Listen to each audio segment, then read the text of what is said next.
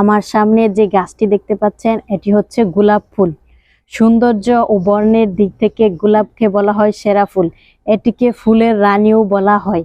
এটি এটি কিন্তু আমি শখের বশে লাগিয়েছি, কিন্তু এটি আমাদের দেশে বাণিজ্যিকভাবেও চাষ করা হয়। যেহেতু আমাদের দেশের জলবায়ু গোলাপ চাষের জন্য উপযোগী, সেহেতু এটি আমাদের দেশে বিভিন্ন অনুষ্ঠান ও উৎসবের চাহিদা মেটানোর পাশাপাশি এটি বিদেশেও প্রচুর পরিমাণে রপ্তানি করে প্রচুর পরিমাণে বৈদেশিক মুদ্রা অর্জন করা সম্ভব।